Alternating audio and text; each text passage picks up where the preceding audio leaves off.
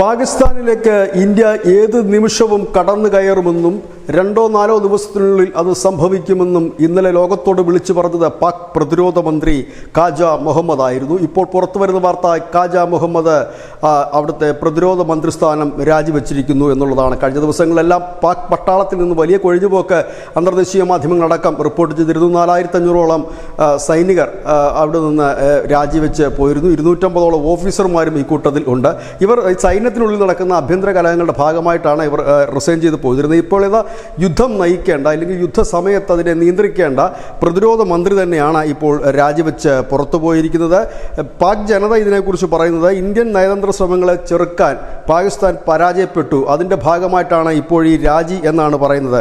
കാരണം കഴിഞ്ഞ കുറേ ദിവസങ്ങളായിട്ട് ഈ പാകിസ്ഥാൻ ഭരണകൂടത്തിൻ്റെ ഭാഗത്തു നിന്ന് ഭീകരവാദം തങ്ങളാണ് ചെയ്തത് എന്ന രീതിയിൽ തന്നെയുള്ള പ്രസ്താവനകളായിരുന്നു പുറത്ത് വന്നുകൊണ്ടിരുന്നത്. ഇതിനിടയിൽ പാക് കരസേനാ മേധാവി മുനീറിനെ കാണാനില്ല. അദ്ദേഹം അവിടെ ഏതെങ്കിലും ബങ്കറിലോ മറ്റോ ഒളിവിലാണോ അതോ രാജ്യം വിട്ടോ എന്നുള്ള അഭ്യൂഹങ്ങളും ശക്തമാണ്. ഏതായാലും പാകിസ്ഥാനിലെ സൈനിക തലത്തിൽ തന്നെ വലിയ രീതിയിലുള്ള ഉരുൾപൊട്ടലും കലാപവും നടക്കുന്നു. ഒപ്പം ഈ നിർണായക സമയത്ത് ലോകത്തൊരിടത്തും സംഭവിക്കാൻ സാധ്യതയില്ലാത്ത ഒരു കാര്യം പാകിസ്ഥാനിൽ സംഭവിച്ചിരിക്കുന്നു. അവിടുത്തെ പ്രതിരോധ മന്ത്രി രാജിവെച്ചിരിക്കുന്നു. ന്യൂസ് ഡെസ്ക് ന്യൂസിൻ്റെ മലയാളം.